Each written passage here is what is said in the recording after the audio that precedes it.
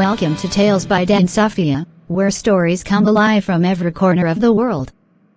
On this channel, we bring you tales from all angles, starting with the rich culture and vibrant traditions of Africa, journeying across continents to explore captivating stories from around the world, and diving deep into timeless, powerful Bible stories that inspire and uplift. Whether it's folklore, real-life narratives, or spiritual teachings, Tales by Dan Safia is your go-to destination for storytelling that entertains, educates, and enlightens. Subscribe now and join the journey as we uncover stories that matter, one tale at a time. In the sun-scorched village of Amaika, nestled beneath the shadows of towering palm trees and red earth roads, lived a woman called Nika. She was once the pride of her late husband, Obiajulu, a revered hunter known for bringing home the rarest game and the loudest laughter. Their union was envied, until life dealt Nika a blow so heavy that her name became a song of pity. Nika bore 3 daughters, Adaoma, Chin, and Gozi, each more beautiful than the last, their eyes glimmering with curiosity and fire. But to the eyes of Amaika, Nika had failed. She had not produced a male heir, and that failure became her identity after Obiajulu was taken by a wild boar in the heart of Ogbunnick Forest. From the day the drums of mourning silenced, Nika's fortunes changed. Her in-laws turned cold, whispering that she had brought misfortune by birthing only daughters.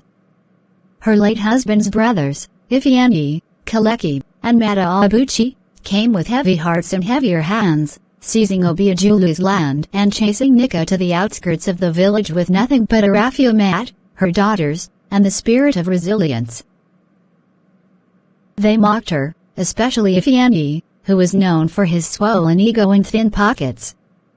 A woman who brings only skirt-wearers into this world is not fit to stay in a man's compound, he said, forcing her out under the scorching noon sun. But Nika did not cry. Not in public. She looked her brothers-in-law in the eye and said, "What you plant today, you will harvest tomorrow. And when the harvest comes, may your barns be full or empty." With a broken heart and calloused hands, Nika built a small thatch hut on the edge of Amaika, near the stream where women fetched water. There, she raised her daughters with stories of strength, honor, and wisdom. She taught them not to hate, but to outgrow bitterness. She made a car by dawn and roasted maize by dusk just to feed them. And the girls, though often mocked by village boys and scorned by elders, walked with heads held high. "You girls must rise," Nika often said. "Not just for yourselves, but for every girl they say is not enough." Years passed. The laughter of girls turned to the quiet strength of women. And the winds of Amaika began to shift.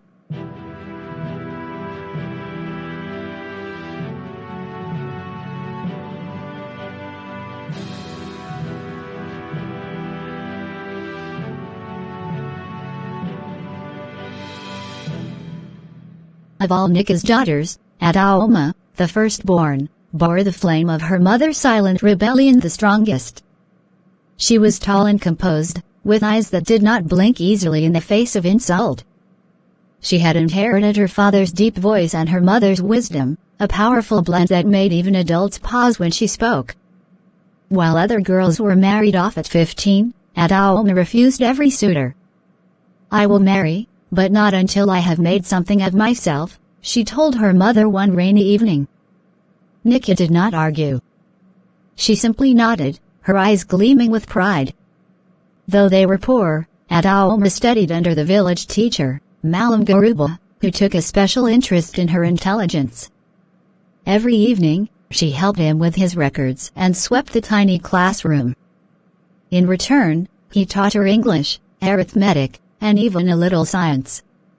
"She learns faster than the boys," Malam Garuba often said, casting side eyes at Ekin, the son of Ifeanyi, who struggled even to spell his name at 16. By the time Adaoma turned 20, she had sat for the national exams and passed with the highest score in the entire local government. Her name was printed in the local newspaper, something never before seen in Amaika. The same villagers who once scorned her mother now whispered, "That girl gets senso." But Nika said nothing. She had learned to let time speak for her. A scholarship came, sponsored by a women's NGO from the city that had heard about the brilliant girl from a neglected village. And just like that, Adaoma left Jamaica for the University of Nigeria, Nsukka, becoming the first girl from the village to ever attend a university. Her departure was bittersweet. Nika wept quietly, holding her daughter's face. "Go and make noise for all of us. Let them hear your name in the city." And make noise she did. Within a few years, Adaoma became a voice in student politics, standing firm against corruption in the school system. She graduated with first-class honors in political science and was soon offered a job as a youth representative at the state assembly. Meanwhile, back in Jamaica, Ifeanyi's son, Ekin, had been arrested twice, first for impersonation during an exam, and then for stealing motorbike parts. "How can this happen?" Ifeanyi cried. "My only son." But the people of Jamaica began to murmur. "Isn't Adaoma the daughter of that widow they chased away? Look at her now. And look at Ifeanyi's Ekin, he can't even keep his trousers on." When Adaoma returned during the village New Yam festival as the special guest of honor, wearing a simple white lace and a gel tied like a queen's crown, people bowed. Even the Ig stood to welcome her. Nika sat in the back, her wrapper neatly tied, her face calm. But inside her chest, her heart beat a victorious drum.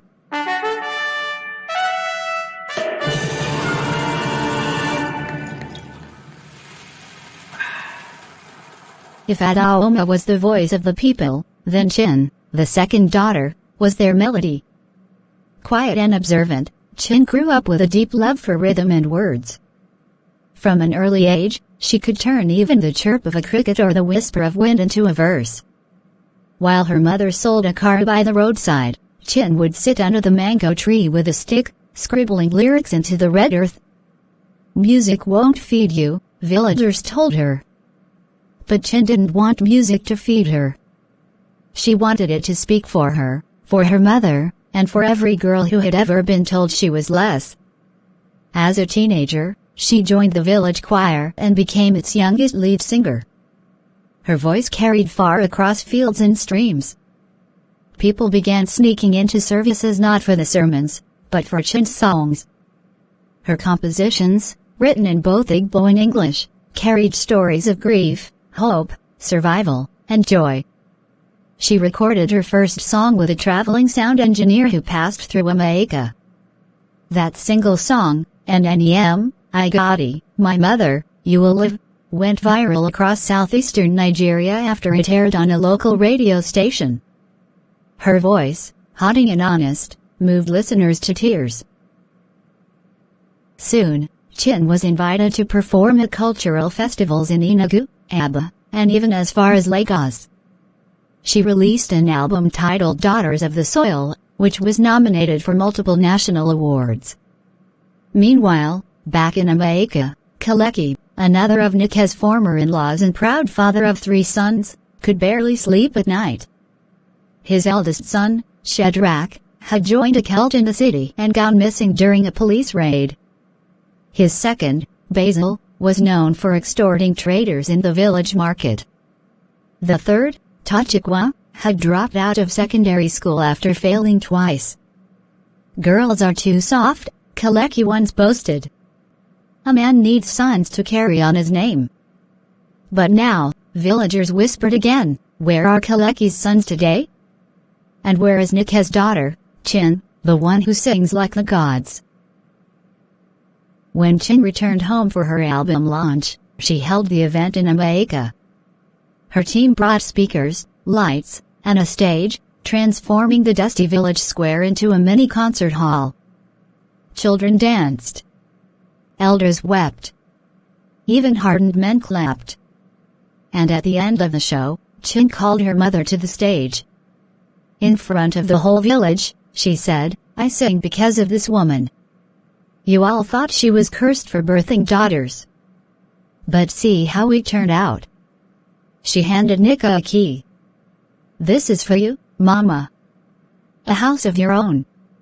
No more leaking roofs. That night, the drums of Jamaica beat louder than ever before. The widow who was once chased to the margins now danced at the center of the square, under lights her daughters brought home. The youngest of Nika's daughters, Ngozi, was the quiet storm. While Adaoma spoke truth and Chin sang it, Ngozi healed it. From childhood, she had a strange sensitivity to pain, both physical and emotional. When children scraped their knees or when a neighbor lost a child, Ngozi would sit beside them, saying nothing, just holding hands. And somehow, people felt better. By 13, she could recognize herbs by scent in soil. Nika often said, this one was born with her ancestors whispering in her ears. When Adaoma went to university and Chin to Lagos for music, Ngozi stayed in Jamaica.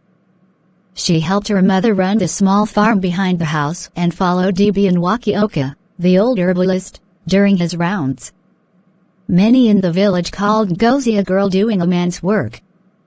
But she was undeterred. Dibian Wakioka himself said, she learns faster than I ever did. Many in the village called Ngozi a girl doing a man's work. But she was undeterred. Dibian Wakioka himself said, she learns faster than I ever did. By 18, Ngozi had become the go-to midwife, often delivering babies when the local nurse was drunk or missing. She treated snake bites, malaria, and even stubborn spiritual afflictions, though she never charged a kobo. Her only request was that people drink water before leaving her hut. Clean blood flows where peace lives, she always said. Soon, she was sponsored to study traditional and natural medicine in Calabar by a regional health foundation. There, she merged modern medical knowledge with ancestral healing techniques and graduated as a certified holistic practitioner. She returned home not in a car, not with bodyguards or musicians, but on foot, with her box on her head and a bag of rare seeds and herbs. What she brought back was more powerful than any title, healing. Villagers who had once mocked her mother now lined up before the sunrise at her herbal clinic. She opened a wellness center in Jamaica, employing 10 locals, training young girls, and treating patients from surrounding villages. Ironically, the same men who had mocked Nika's daughters were now being treated by them. Mata Abuchi, the last and fiercest of the 3 wicked in-laws, developed an illness that no hospital could name. Weak and desperate, he was carried to Ngozi's center. When he saw Nika sitting in the courtyard, peeling oranges, he wept. I wronged you, Nika, he said. I called your daughters useless. But here I am. Depending on when to survive. Nika simply nodded and replied, it is not too late to bless what you once cursed. Ngozi treated him. Not because he deserved it, but because she had been raised not with hatred, but with heart. All 3 daughters, Adaoma the leader, Chin the voice, and Ngozi the healer, stood tall in Jamaica. The village that once chased their mother now named roads after them. Children were named Adaoma, Chin, and Ngozi, not just as names, but as prayers. And Nika. She lived long enough to see the day the egg offered her a chieftaincy title. She declined. Let my daughters wear the crowns. I have worn enough thorns for one lifetime. This powerful tale, The Strength of Daughters, is proudly produced by Dan Safia.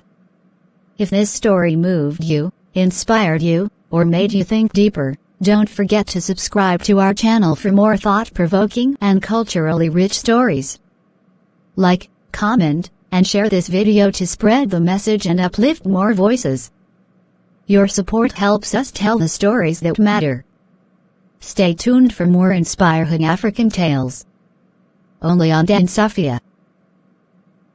Thank you.